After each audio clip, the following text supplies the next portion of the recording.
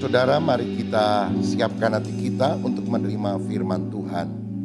Bapa, urapilah hamba-Mu dan kami semua ketika firman-Mu disampaikan pada hari ini, baik secara onsite di tempat ini di gereja maupun saudara-saudara kami yang menyaksikan dan ikut berdoa secara online di rumah masing-masing. Biarlah kuasa Tuhan menjamah kami, kekuatan dari Tuhan mengalir dalam hidup kami. Di dalam nama Yesus kami membuka hati kami untuk firman-Mu ditaburkan. Haleluya. Amin. Selamat pagi Bapak Ibu Saudara yang dikasihi oleh Tuhan Yesus Kristus. Shalom. Pagi hari ini saya ingin membagikan berkat firman dengan judul doa yang tidak terkabul. 1 Samuel pasal pertama ayat 14 sampai 20. Mari kita baca ayat ini bersama-sama. 1 Samuel pasal yang pertama ayat 14 sampai 20, demikian bunyinya. Lalu kata Eli kepadanya, berapa lama lagi engkau berlaku sebagai orang mabuk? Lepaskanlah dirimu daripada mabukmu. Tetapi Hana menjawab, bukan tuanku, aku seorang perempuan yang sangat bersusah hati. Anggur ataupun minuman yang memabukkan tidak kuminum, melainkan aku mencurahkan isi hatiku di hadapan Tuhan. Janganlah anggap hamba-Mu ini seorang perempuan dursila, sebab karena besarnya cemas dan sakit hati, aku berbicara demikian lama. Jawab Eli, pergilah dengan selamat, dan Allah Israel akan memberikan kepadamu apa yang engkau minta daripadamu. Sesudah itu berkatalah perempuan itu, biarlah hamba-Mu itu mendapat belas kasihan daripadamu. Lalu keluarlah perempuan itu, ia mau makan dan mukanya tidak muram lagi. Keesokan harinya bangunlah mereka itu pagi-pagi lalu sujud menyembah di hadapan Tuhan. Kemudian pulanglah mereka ke rumahnya di Rama. Ketika Elkana bersetubuh dengan Hana istrinya, Tuhan ingat kepadanya. Maka setahun kemudian mengandunglah Hana dan melahirkan seorang anak laki-laki. Dan ia menamai anak itu Samuel, sebab katanya, aku telah memintanya daripada Tuhan. Amin. Saudara sekalian, Hana adalah seorang perempuan yang mengalami banyak duka dalam hidupnya. Karena suaminya yang bernama Elkana mengambil seorang perempuan lain bernama Penina sebagai istri kedua. Karena apa? Hana mandul. Sedangkan Penina kemudian punya anak. Dan selalu Penina ini menjelek-jelekan Hana. Sehingga dia menjadi gusar, dia menjadi marah, dia kepahitan. Dah tentu Hana berdoa agar Tuhan memberikan kepada dia seorang anak laki-laki. Tetapi begitu lama dia berdoa, ternyata Tuhan tidak mengabulkan doanya.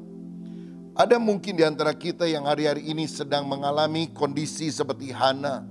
Kita berdoa, Tuhan tidak mengabulkan. Kita rasanya mengalami kemandulan di dalam usaha kita, dalam pekerjaan kita, kemandulan dalam iman. Sehingga ada pertanyaan, kalau Tuhan itu baik, kenapa Dia tidak segera mengabulkan doa kita? Termasuk masalah pandemi ini, kenapa kita sudah berdoa berbulan-bulan, tetapi tampaknya Tuhan tidak segera dengan cepat menyelesaikan masalah pandemi ini. Saya melihat ada 3 alasan mengapa seringkali Tuhan tidak segera mengabulkan doa, tetapi tampaknya menunda atau berkata belum kepada kita. Yang pertama, Tuhan tidak segera mengabulkan doa kita supaya kita hidup lebih kudus. Ayat yang ke-6 dan 7 dari 1 Samuel 1 tadi berkata, tetapi madunya selalu menyakiti hatinya supaya ia gusar karena Tuhan telah menutup kandungannya. Demikian terjadi dari tahun ke tahun. Setiap kali Hana pergi ke rumah Tuhan, Penina menyakiti hati Hana sehingga ia menangis dan tidak mau makan. Kenapa seringkali doa kita tidak dikabulkan oleh Tuhan? Seperti Hana, seringkali ada ganjalan di dalam hati yang harus dibereskan terlebih dahulu. Hana sakit hati, dia gusar, dia menangis, dia tidak mau makan. Bahkan kepada Imam Eli dia berkata, aku cemas, aku sakit hati. Saudara, orang kalau tidak membereskan hatinya, maka Tuhan belum bisa memberkati hidupnya. Yesaya 59 ayat 1 dan 2 berkata, Bukannya tangan Tuhan kurang panjang untuk menyelamatkan, bukannya telinganya kurang tajam untuk mendengar, tetapi yang menjadi pemisah, yang menyebabkan dia tidak mendengarkan doa kita adalah segala dosa kita, segala kejahatan kita. Kalau kita menyingkirkan segala dosa itu, jawaban Tuhan akan segera datang dalam hidup kita. Seperti seorang datang ke dokter dan bilang, dokter, saya punya penyakit aneh. Setiap kali saya minum kopi, saya sakit perut. Saya sakit mata. Dokternya bilang sakit perut kali. Enggak, sakit mata dokter. Dokternya juga bingung apa urusannya antara minum kopi sama sakit mata. Lalu dia minta suster, tolong hidangkan secangkir kopi, kasih gula sedikit, dikocek sama sendok kecil. Silakan Pak, minum. Saya ingin tahu reaksinya. Kenapa tiap kali Anda minum kopi sakit mata? Lalu orang itu ambil itu gelas kecil, lalu dia langsung minum tanpa memindahkan sendoknya. Sehingga akhirnya sendoknya kena matanya. Oh, saya tahu sekarang.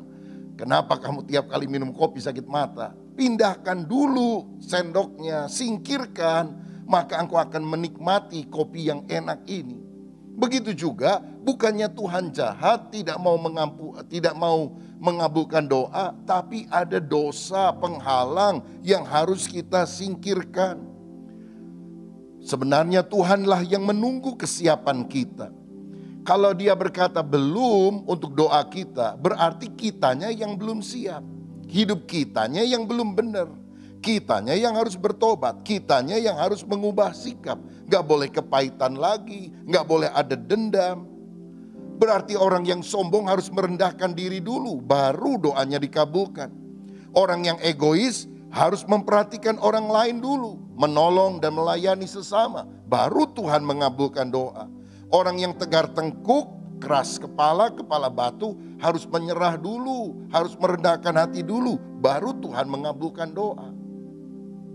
Kalau ada istri yang cerewetnya luar biasa sampai suami kabur keluar rumah, lalu si istri berdoa, Tuhan tolong suamiku segera balik ke rumah. Mungkin malaikat nanya, ngapain suami kamu segera balik ke rumah? Supaya dicereweti kamu lagi ya? Bukankah istrinya yang harus bertobat, tidak lagi mendominasi, tidak lagi mencereweti dia, menjadi istri yang saleh, yang baik. Dan ketika suaminya pulang, keluarganya akan rukun. Tuhan, saya sakit kanker paru-paru karena terlalu banyak asap rokok. Cepat sembuhkan saya. Malaikat tanya, buat apa disembuhin? Supaya kamu merokok lagi ya? Bukankah kita yang harus bertobat sehingga penyakit itu tidak datang dalam kehidupan kita? Bagi Tuhan menjawab doa itu mudah, seperti membalik telapak tangan. Tapi masalahnya bukan Tuhannya yang belum siap, kitanya yang belum siap. Saudara, kalau ada orang muda pacaran, putus terus, ya dia harus koreksi diri. Kenapa kok putus terus? Barangkali terlalu egois, barangkali terlalu cemburuan. Ya, kalau pacarnya ngobrol sedikit aja secara sosial dengan orang lain, wah langsung ribut besar, dimarahin. Sampai kalau naik delman aja ditanya, tadi kudanya laki atau perempuan? Lah kalau begini kan repot saudara sekalian. Kitanya yang harus mengubah sikap. Jadi mengapa Tuhan tidak segera mengabulkan doa kita? Mungkin ada saudara di tempat ini ataupun di rumah yang sedang mengikuti doa pagi ini dan berkata, Tuhan kenapa enggak cepat-cepat? Supaya kita hidup lebih kudus. Supaya hidup kita lebih beres di hadapan Tuhan. Amin saudara. Yang kedua saya melihat kenapa Tuhan tidak segera mengabulkan doa. Supaya kita meminta lebih serius. Di ayat 10 dikatakan demikian. Ayat 9, pada suatu kali ketika mereka habis makan dan minum di Silo, berdirilah Hana sedang Imam Eli duduk dekat kursi tiang pintu bait suci Tuhan. Dan dengan hati pedih ia berdoa kepada Tuhan sambil menangis terseduh-seduh. Hana berdoa tapi tidak segera dikabulkan supaya Hana bisa meminta lebih serius. Begitu juga kalau kita berdoa, kita harus meminta dengan lebih serius agar Tuhan mengabulkan doa. Apa tanda keseriusan hatinya? Yang pertama, dia berdoa sambil menangis. Dikatakan tadi dengan pedih hati dia berdoa kepada Tuhan sambil menangis, terseduh-seduh. Bahkan di ayat 13 dikatakan, Hana berkata-kata dalam hatinya dan hanya bibirnya saja yang bergerak. Nggak ada suara yang keluar. Udah habis kata-katanya, udah nggak bisa ngomong, cuma bisa nangis. Saya yakin doa yang dikabulkan bukan doa dengan kata-kata yang bagus, tapi doa dengan hati yang tulus. Dan hati yang tulus itu seringkali diwujudkan menangis di hadapan Tuhan. Saudara ingat ada raja yang bernama Hizkia yang Tuhan bilang melalui Yesaya, kasih tahu sebentar lagi dia mati. Tapi dia menangis, dia berbalik kepada Tuhan, dia menghadap tembok, dia minta belas kasihan Tuhan. Yesaya yang sudah pulang disuruh balik lagi oleh Tuhan. Dalam Yesaya 38 ayat yang kelima, Tuhan menyampaikan pesan ini. Telah ku dengar doamu dan telah kulihat air matamu. Sesungguhnya aku akan memperpanjang hidupmu 15 tahun lagi. Aku mendengar doa yang disertai dengan air mata. Kenapa doa perlu disertai dengan air mata? Karena air mata menunjukkan kesungguhan hati. Tidak berarti kita kalau doa itu dibuat-buat seperti orang nangis. Kan ada orang kalau tiap kali doa itu waduh rasanya mau nangis. Bukan seperti itu saudara. Tetapi kalau kita doa sampai bisa mencucurkan air mata, itu tanda keseriusan hati, tanda kesungguhan hati. Kapan terakhir kali kita berdoa sambil menangis? Kapan terakhir kali kita berkata, Tuhan aku benar-benar membutuhkan Engkau. Saya yakin kalau hati kita demikian bersungguh-sungguh, sampai tangisan itu muncul dari relung hati yang paling dalam, Tuhan mengabulkan doa kita. Yang kedua, doa dengan serius itu adalah berdoa dengan bernasar. Ayat 11 dikatakan demikian, ya. Jadi dia berjanji kepada Tuhan, kalau aku punya anak, maka aku akan memberikan itu sebagai hamba Tuhan. Dikatakan begini. Kemudian bernasarlah ia, katanya, Tuhan semesta alam, jika sungguh-sungguh Engkau memperhatikan sengsara hamba-Mu dan mengingat kepadaku dan tidak melupakan hamba-Mu ini, tetapi memberikan kepadaku seorang anak laki-laki, maka aku akan memberikan dia kepada Tuhan untuk seumur hidupnya, dan pisau cukur tidak akan menyentuh kepalanya. Kalau Tuhan kasih aku anak, aku serahkan anak ini untuk melayani Tuhan. Biar dia menjadi nazir, bisa menjadi hamba Tuhan, bisa menjadi nabi Tuhan. Dan saudara, ternyata Hana menepati janjinya itu. Ketika Samuel Tuhan berikan, dia bawa ke Silo, dipersembahkan untuk melayani di bawah pengawasan Imam Eli. Saya lihat bahwa doa yang berkuasa adalah doa yang disertai dengan nazar. Apa itu nazar? Janji setia kepada Tuhan. Tuhan aku janji kalau masalah ini Engkau bisa selesaikan. Aku akan misalnya memberi 20% dari keuntungan yang ada untuk pembangunan rumah Tuhan. Itu salah satu jenis nazar. Tuhan kalau Engkau sembuhkan aku dari penyakitku, aku janji aku gak akan jadi jemaat biasa. Aku akan melayani Tuhan. Aku akan membuka komsel-komsel yang baru. Tuhan aku janji kalau Engkau sungguh membuka jalan sehingga urusanku ini lancar, beres. Aku janji, aku tiap hari akan berdoa dan membaca firman dan tidak akan bolong-bolong. Itu adalah janji, itu adalah nazar di hadapan Tuhan. Apakah ada tokoh Alkitab yang bernazar? Banyak. Hana bernazar dan Allah mengabulkan doa. Yakub pernah bernazar. Kalau Tuhan memberkati aku dalam perjalanan, Engkau akan menjadi Allahku, aku akan dirikan tempat ini sebagai rumah Tuhan, dan aku akan selalu mengembalikan persepuluhan kepadamu. Dan dia menepati janjinya. Yefta juga dalam peperangan menghadapi musuh, dia bilang kalau Tuhan memberi aku kemenangan, maka siapapun yang pertama kali menyambut aku akan persembahkan sebagai korban bakaran. Karena mungkin dia pikir yang akan menyambut dia pertama kali ayamnya tetangga. Atau tetangga itu sendiri yang cerewetnya luar biasa. Ternyata anaknya, saudara. Nah saya mau katakan bahwa doa biasanya akan lebih cepat dikabulkan kalau disertai dengan nazar. Kenapa? Karena nazar adalah tanda keseriusan hati. Cuma ada masalah di sini. Jangan saudara bernazar tapi tidak menepati nazar itu. Pengkhotbah 5 ayat 3. Kalau engkau bernasar, janji sama Tuhan, jangan menunda-nunda menepatinya, karena ia tidak senang kepada orang-orang bodoh. Tepatilah nasarmu. Mendingan gak bernasar daripada bernasar tapi tidak menepati. Kalau gitu mungkin saudara bilang, ya udah kalau saya berdoa gak usah nasar-nasaran lah, nanti salah sama Tuhan. Ya gak apa-apa.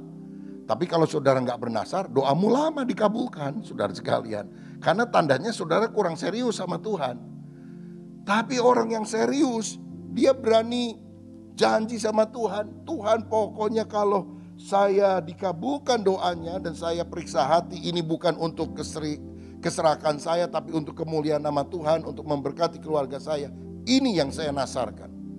Doa semacam itu akan dikabulkan. Jadi yang paling baik bukan tidak bernasar, tapi bernasar dan melakukannya.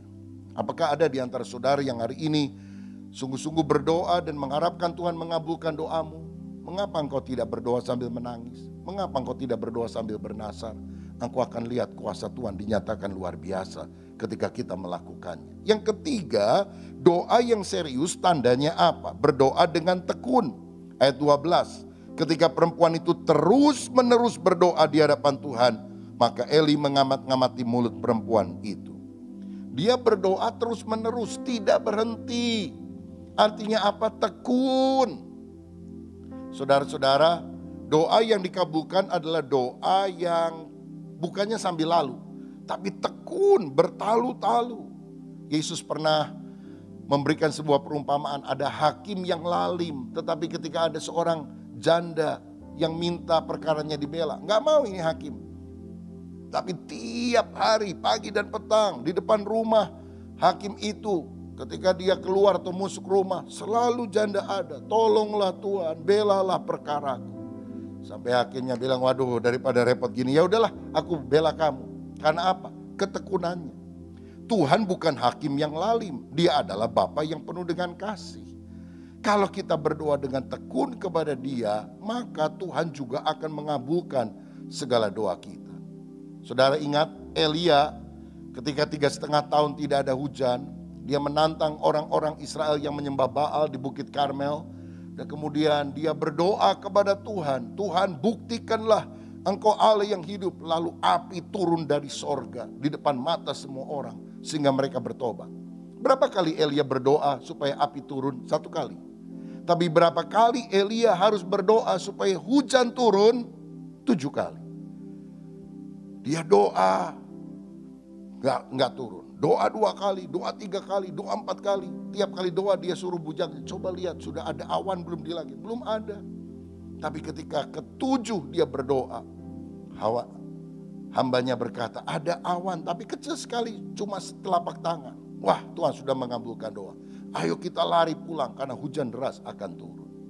Saudara, menurunkan api dari langit itu kan jauh lebih susah secara logika daripada menurunkan hujan. Apalagi kalau sudah musimnya kan. Tetapi saudara, di sini kita melihat doa itu harus dilakukan dengan tekun. Elia aja pendoa hebat. Doa sekali belum, 2 kali, 3 kali, 4 kali. Terus. Itu tandanya serius. Saudaraku, apapun pergumulanmu, baik saudara yang ada di rumah ataupun di tempat ini, kalau engkau sungguh ingin mendapatkan jawaban doa, berdoalah, memintalah dengan serius. Ditandai apa? Berdoa sambil menangis, berdoa sambil bernasar, berdoa dengan tekun. Dan yang ketiga, yang terakhir, kenapa Tuhan tidak segera mengabulkan doa kita? Yang pertama, supaya kita hidup lebih kudus. Yang kedua, supaya kita meminta lebih serius. Dan yang ketiga, supaya kita menerima yang lebih bagus. Hana meminta seorang anak laki-laki saja. Tuhan memberikan, namanya Samuel. Samuel bukan hanya seorang anak laki-laki biasa. Samuel kemudian menjadi pemimpin Israel. Dia menjadi hakim. Dia menjadi nabi yang diurapi Tuhan. Bahkan dia yang kemudian melantik Saul, melantik Daud menjadi raja bagi Israel. Dia bahkan menjadi penulis Alkitab sehingga kita punya kitab 1 Samuel, 2 Samuel. Bukankah luar biasa? Yang dia minta hanya seorang anak biasa. Yang Tuhan berikan adalah seorang hamba Tuhan yang dahsyat. Saya yakin sampai hari ini pun, kalau kita mengasihi Tuhan, apa yang tidak pernah dilihat mata, tidak pernah didengar telinga, tidak pernah timbul dalam hati, Tuhan akan sediakan bagi kita. Dia memberi lebih bagus dari yang kita minta. Dia yang memberi yang lebih bagus dari yang kita doakan. Karena dia sangat mengasihi kita. Lalu ada bonusnya, saudara sekalian. Dalam 1 Samuel 2 ayat 21 dikatakan, dan Tuhan mengindahkan Hana sehingga dia mengandung dan melahirkan 3 anak laki-laki dan 2 anak perempuan lagi. Sementara itu makin besarlah Samuel yang muda itu di hadapan Tuhan. Yang dia minta berapa? 1. 1 aja berkualitas luar biasa. Tapi berkat Tuhan itu luar biasa. Udah, aku dengar doa kamu. Kamu serius, kamu tulus. Aku kasih bonus. Bonusnya itu lebih banyak, lebih besar, lebih banyak dari yang dia minta. Berapa bonusnya? 5, saudara-saudara. 3 anak laki-laki tambahannya dan 2 anak perempuan. Jadi berapa semua anak Hana? 6, termasuk Samuel. Minta 1 dapat 5, luar biasa. Ini bukan buy one get one free, saudara sekalian. Ya, buy one get 5 free.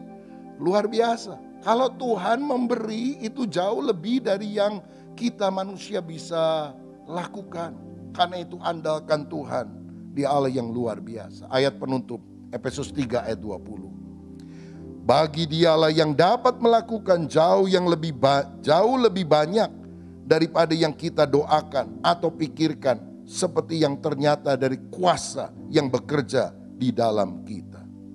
Kalau saudara mengasihi Tuhan dengan segenap hatimu, berdoa dengan sungguh-sungguh, engkau minta segini, Tuhan kasih lebih banyak. Tuhan kasih yang lebih bagus. Sampai kita terheran-heran dan berkata, siapa aku ini? Jadi biji matamu ya Tuhan. Itulah Tuhan yang kita cintai. Saudara, kalau engkau belum menerima pengabulan doa, tetap berdoa dengan sungguh-sungguh. Kenapa Tuhan tidak segera mengabulkan doa kita? Supaya kita hidup lebih kudus. Supaya kita meminta lebih serius. Dan supaya kita menerima yang lebih bagus. Tuhan Yesus memberkati. Mari kita sembah Dia. Nyanyikan sebuah pujian. Saya ajak kita berdiri bagi yang di gereja. Sembah Dia. Ku yakin saat kau berfirman, bagi Tuhan tidak ada yang mustahil. D.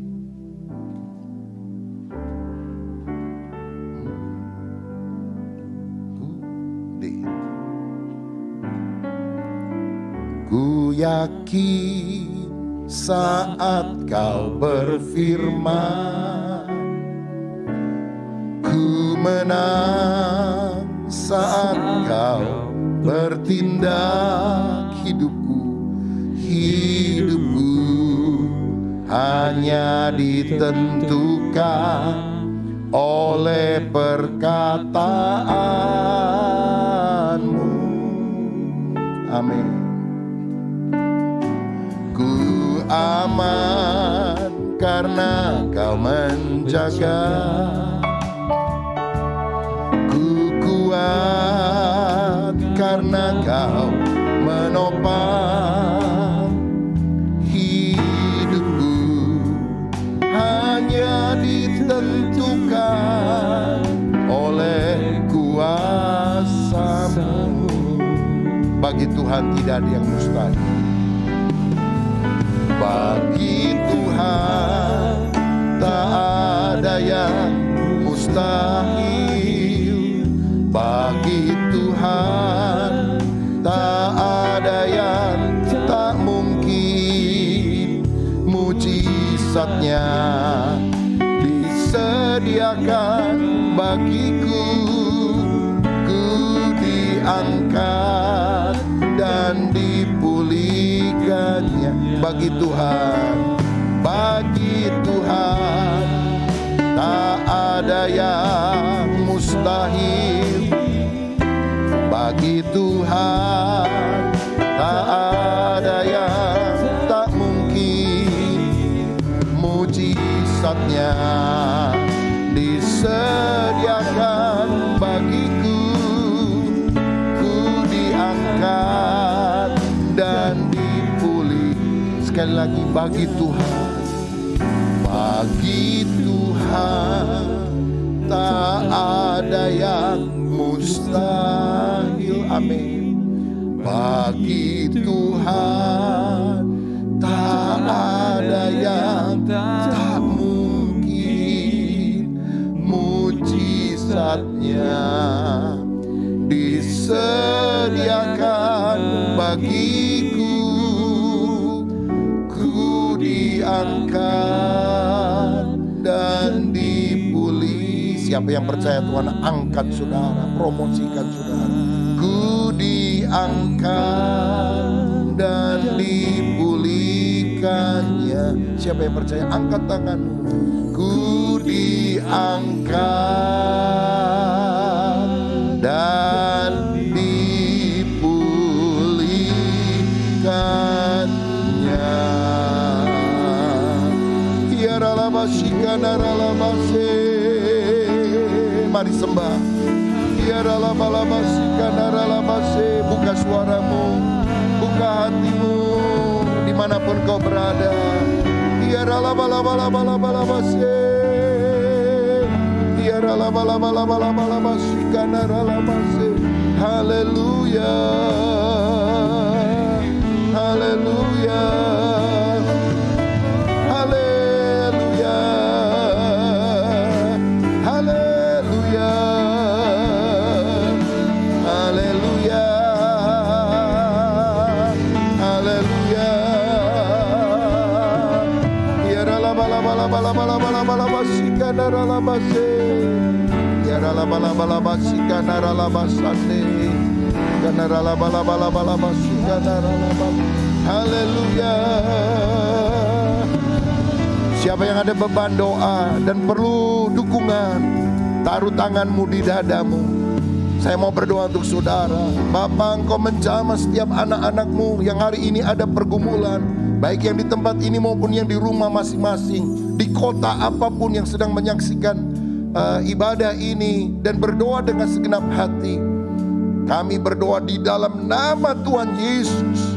Kalau kami sungguh-sungguh meminta dengan serius, berdoa dengan air mata, berdoa dengan bernasar, berdoa dengan tekun, sampai Tuhan mengabulkan doa kami.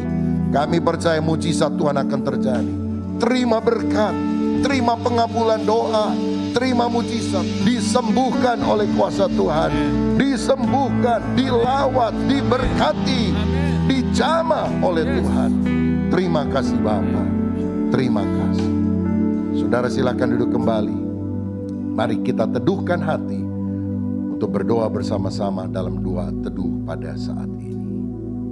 Haleluya.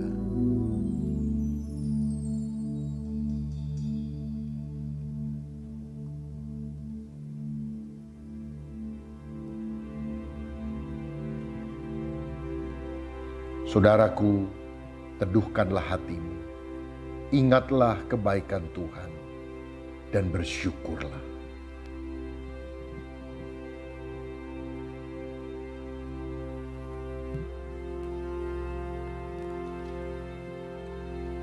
Yohanes pasal 14 ayat yang ke-16, firman Tuhan berkata, Aku akan minta kepada Bapa, dan Ia akan memberikan kepadamu seorang penolong yang lain, supaya Ia menyertai kamu selama-lamanya.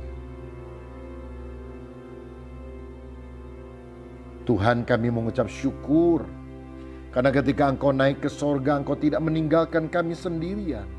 Engkau mengutus Roh Kudus yang akan menolong dan menyertai kami sampai selama-lamanya.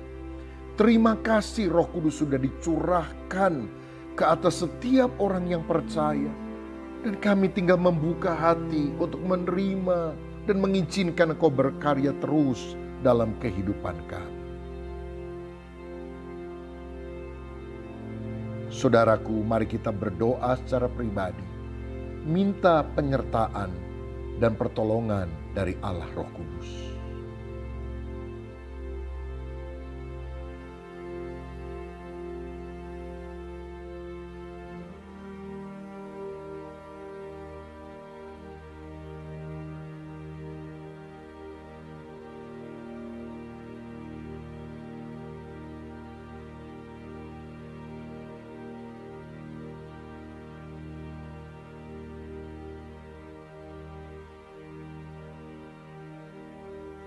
Yohanes 14 ayat 17 berkata, yaitu roh kebenaran.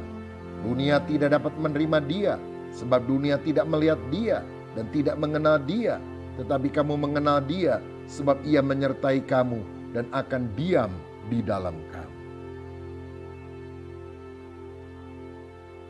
Bapa, kami mengucap syukur karena Roh Kudus-Mu membawa kami ke dalam seluruh kebenaran.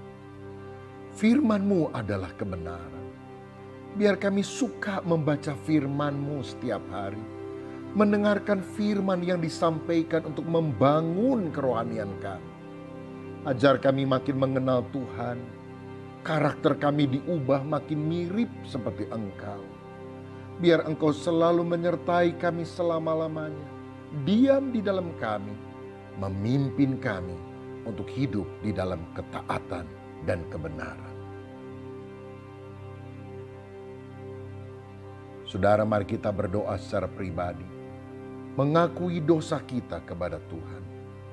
Minta agar Tuhan membentuk agar hidup kita makin benar. Dan karakter kita semakin mirip dengan Yesus Kristus.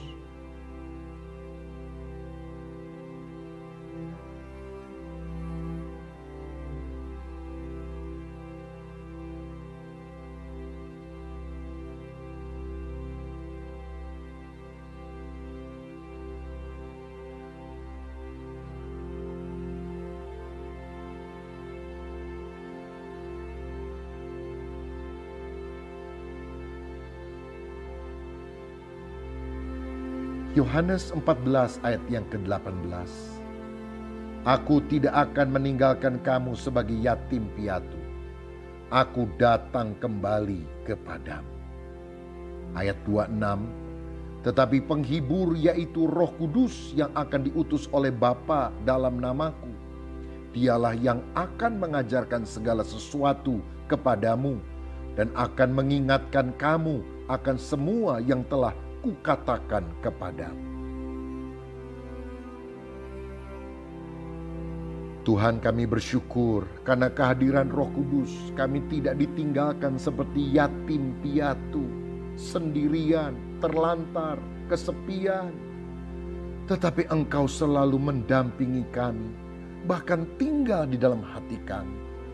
Ya Roh Kudus, Engkau adalah Roh penghibur, yang selalu memberikan penghiburan yang melampaui akal budi kami di dalam segala kesesakan dan tantangan.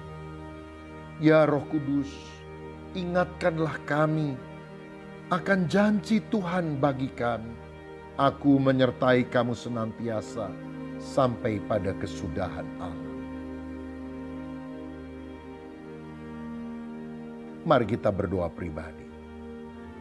Agar kita bisa merasakan kehadiran Tuhan. Agar kelelahan batin, perasaan sendirian diganti dengan penghiburan dan penyertaan dari Roh Kudus. Silakan berdoa.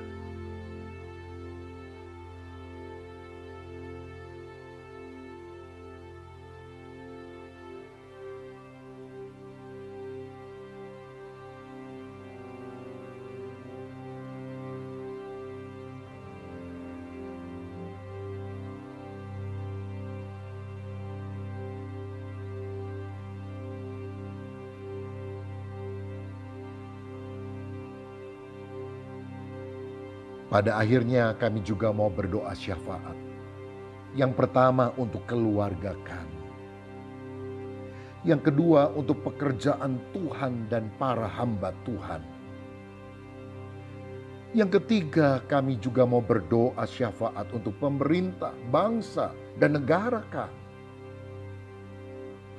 Yang keempat kami mau berdoa untuk mereka yang sakit dan lemah secara rohani.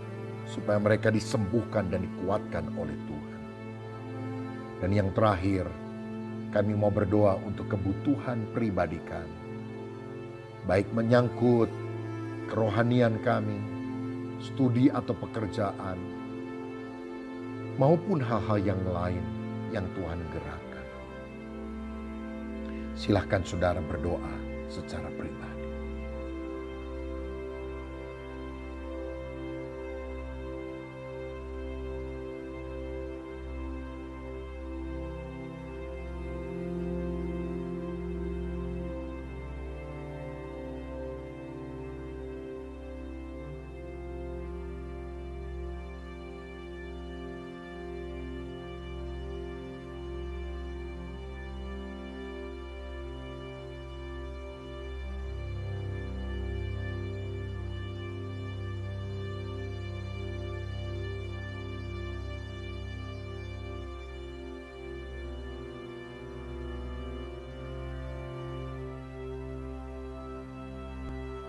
Bapa Sorgawi, terima kasih kami bisa berdoa di dalam keteduhan. Ya Roh Kudus, tarik hati kami untuk selalu mencintai, bahkan mau memiliki hubungan yang lebih erat dengan Engkau. Di dalam nama Tuhan Yesus Kristus kami berdoa. Amin.